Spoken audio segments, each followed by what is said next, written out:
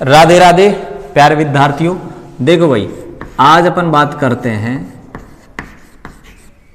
Heisenberg का uncertainty principle.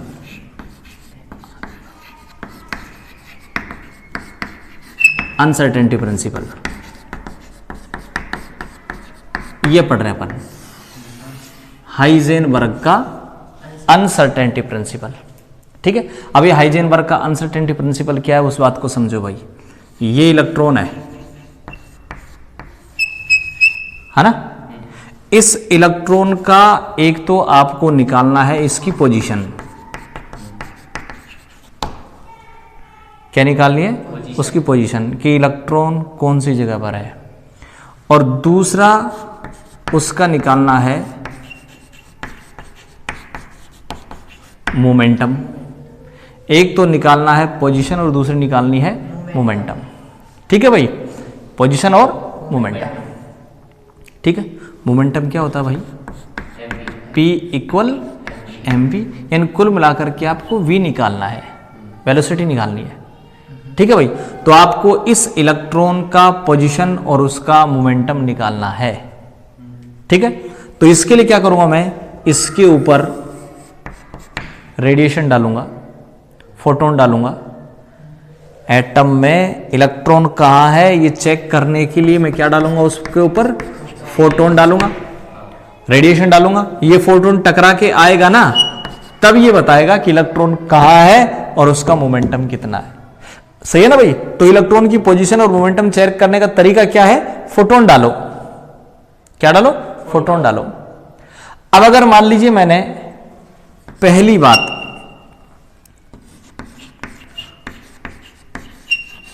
Low energy का photon डाला, क्या डाला बताओ? लो एनर्जी का फोटोन। इतनी कम एनर्जी का है कि यहां जाने के बाद उसने मोमेंटम तो एक्यूरेट निकाल लिया, लेकिन वो पोजीशन एक्यूरेट नहीं निकाल पाया। तो लो एनर्जी का डालने पर क्या हुआ बताओ? मोमेंटम तो एक्यूरेट आया। ठीक है, लेकिन पोजीशन एक्यूरेट नहीं आई। पोजीशन में थोड़ी बहुत अनसर्टेनिटी हो गई। अनसर्टेनिटी का मतलब वैल्यू थोड़ी बहुत कम बत्ती, ऊपर नीचे। जैसे अपन ये कहें कि भाई वो फलाना आदमी कहाँ मिलेगा, यार गोल चक्कर के आसपास मिल सकता है। अब वो गोल चक्कर पे नहीं मिल करके मान लो पोस्ट ऑफिस में मिल जाए, तो थोड़ा बहुत तो ऊपर नीचे हुआ ना। ऐसा थोड़ी कि अपन ने गोल चक्कर के कहार मिला हुआ अलवर। ठीक है, तो क्या हुआ, पी तो एक्यूरेट आ गया।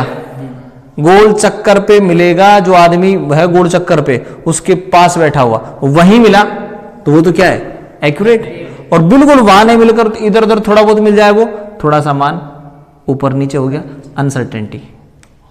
तो पी तो एक्यूरेट आ जाएगा, लेकिन एक्स में क्या हो जाएगी बताओ?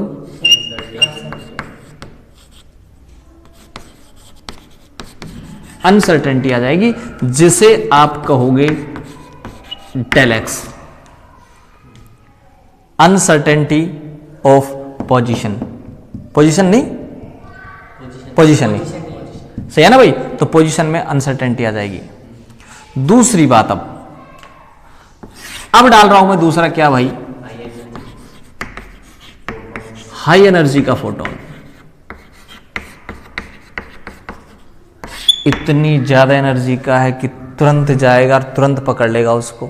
तुरंत पकड़ लेगा मतलब पोजीशन एक्यूरेट बता दी उसने जाकर के कि भाई फलानी जगह बैठा है, तो पोजीशन क्या आ गई बताओ? एक्यूरेट आ गई, पोजीशन एक्यूरेट आ गई। लेकिन मोमेंटम वो, क्योंकि देखो हायर एनर्जी का है, जो ही आके टकराएगा ना तो इलेक्ट्रॉन की वेलोसिटी कम ज्यादा हो जाएगी। और जब ये पहले तो देखो नॉर्मल ऐसे घूम रहा था, और जो ही हायर एनर्जी का फोटोन आके टकराया, इसकी स्पीड देखो ऐसा चल रहा है, स्पीड क्या हुई? एकदम से बढ़ गई ना, तो v बढ़ गया, v बढ़ गया तो p भी चेंज हो जाएगा। तो एक्यूरेट थोड़ी आया। तो मोमेंटम क्या आ जाएगा बताओ? अनसर्टेनिटी। और इसे आप कहेंगे क्या? Del p. सही है। डेल का मतलब है चेंज हो जाएगा कौन, पी। डेल का मतलब चेंज हो जाएगा कौन, एक्स। सही है। इसका मतलब यह हुआ कि एक बार में या तो आप लोअर एनर्जी का फोटोन डालोगे या हायर एनर्जी का। एक बार में एक ही तो डालोगे भाई, या तो लोअर या हायर, ऐसा तो नहीं एक साथ दोनों डाल दिए पढ़ने। ठीक है, तो या तो लोअर डालोगे या हायर डालोगे। अगर लो एनर्जी का डाल दिया तो पी एक्यूरेट आ जाएगा, लेकिन एक्स में अनसर्टेनिटी आ जाएगी। इसी प्रकार से हायर एनर्जी का डाल दिया तो पोजीशन एक्यूरेट आ जाएगी, लेकिन मोमेंटम में अनसर्टेनिटी आ जाएगी। सही है। तो हाइजेनबर्ग ये कह रहा है कि भाई पोजीशन और मोमेंटम दोनों को एक साथ एक ही समय एक्यूरेट नहीं निकाल सकते आप। बात भी सही है। अगर आप पोजीशन एक्यूरेट निकालते हो तो मोमेंटम में अनसर्टेनिटी हो जाएगी। यदि आप पी एक्यूरेट निकालते हो तो एक्स में अनसर्टेनिटी हो जाएगी। सही है। यानी कुल मिला की बात यह है कि इन दोनों को आप एक साथ एक ही समय एक्यूरेट नहीं निकाल सकते। एक एक्यूरेट निकालोगे तो दूसरे में अनसर्टेनिटी होगी भाई। आगे बात समझ, यहां चेक कर लो, यहां चेक कर लो। सही है ना भाई। तो दोनों में से एक्यूरेट केवल एक आएगी।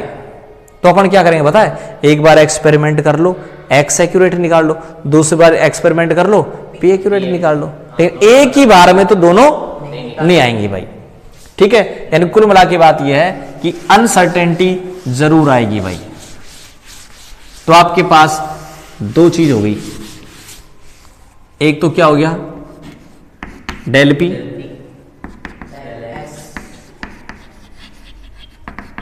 Uncertainty of momentum,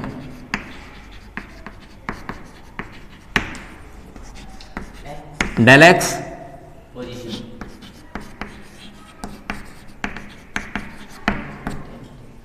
uncertainty of position. सही है कि नहीं भाई। अब हाइजेनबर्ग ये कह रहा है कि दोनों जो अनसर्टेनिटी है ना, उनका मल्टीप्लाई या तो बराबर होता है या ज्यादा आता है h/4 के भाई। ये इसका मैथमेटिकल फॉर्म है। यानी हाइजेनबर्ग के अनसर्टेनिटी प्रिंसिपल को मैथमेटिकल रूप से कैसे लिखेंगे, डेल एक्स और डेल पी का जो गुणनफल है, मल्टीप्लाई है, किसके बराबर होगा, h/4 के बराबर होगा या उससे ज्यादा होगा, या तो बराबर आएगा या ज्यादा आएगा। यानी कुल मिला की बात है कि अनसर्टेनिटी आएगी जरूर, अनसर्टेनिटी आएगी जरूर। ठीक है ना भाई। तो ये आ गया हाइजेनबर्ग का अनसर्टेनिटी प्रिंसिपल। अगर मान लो अपन इसको न्यूमेरिकल के लिए लिखना चाहें तो न्यूमेरिकल के लिए कैसे लिखेंगे भाई, फार्मूला अपने पास है del x dot del p बराबर h/4। वो वाला सिंबल नहीं लगाएंगे, ये वाला। न्यूमेरिकल में इसका कोई औचित्य नहीं है ना भाई। क्या लगा देंगे अपन, बराबर लगा देंगे। तो del x dot del p बराबर h/4 आ जाएगा। अगर आपको केवल डेल एक्स निकालना हो तो बटे में चल जाएगा, h/4 इंटू डेल पी। अगर आपको डेल पी निकालना है तो बताओ, h/4 इंटू डेल एक्स। ये जो डेल पी है, ये डेल पी क्या होता है बताओ, m del v, m del v. सही है कि नहीं। अरे भाई पी बराबर क्या होता है, एम वी होता है। और इस डेल का मतलब होता है चेंज। तो डेल पी मतलब मास में और वेलोसिटी में से कौन चेंज होता है, वेलोसिटी। मास तो वही रहेगा अपना भी, जैसे भागेंगे तो, है ना। तो एम डेल वी लिखूंगा मैं, चेंज वेलोसिटी में। ठीक है। अब बताओ इसको वापस लिखें आप, यही इसी की जगह रख दो। इसकी जगह क्या रखूं मैं,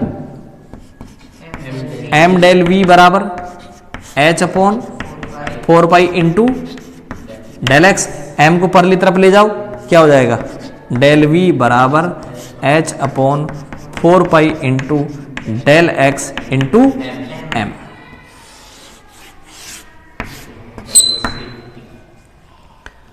डेल वी निकाल सकते हैं। ठीक है भाई। ये हो गया मैथमेटिक, मतलब अगर न्यूमेरिकल करें तब। डेल एक्स निकाल सकते हैं, डेल पी निकाल सकते हैं। वो कहेगा कि पोजीशन में अनसर्टेनिटी क्या होगी, मोमेंटम में अनसर्टेनिटी क्या होगी, वेलोसिटी में अनसर्टेनिटी क्या होगी। ठीक है ना। तो ये 3 अपने पास न्यूमेरिकल होंगे।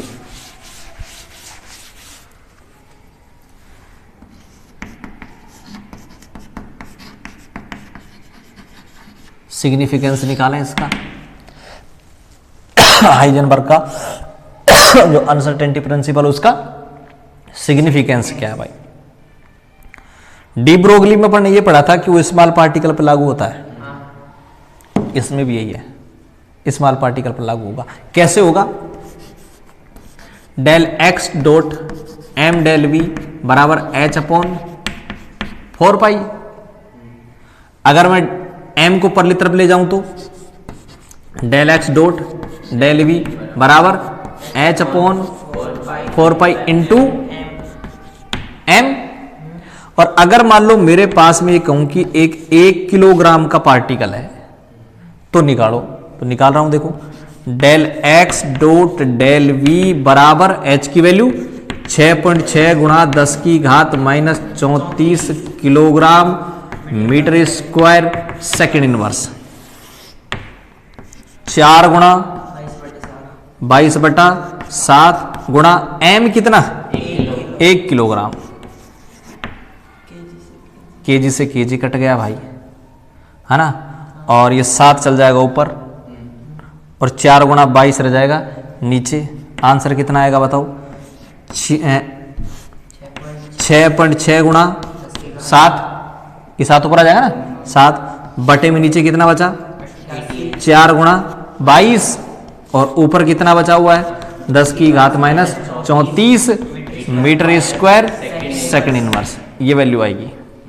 दोनों अनसर्टेनिटी का गुणनफल ये आएगा, दोनों अनिश्चितताओं का गुणनफल ये आएगा। किसके लिए, 1 किलोग्राम के कण के लिए।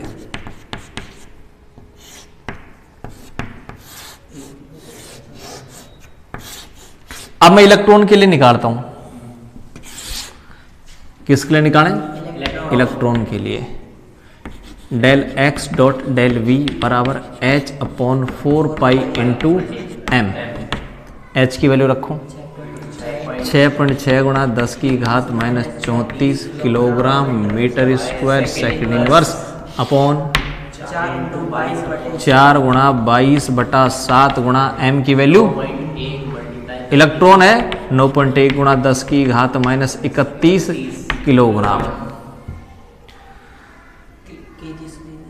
कट गया। अब देखो ऊपर तो 6.6 है ना, गुणा 7 और नीचे 4 गुणा 22 गुणा 9.1 और ऊपर 10 की घात माइनस 3 ही बचेगा ना। 31 कट जाएगा, 3 बच जाएगा और यूनिट क्या बचेगी भाई, मीटर स्क्वायर।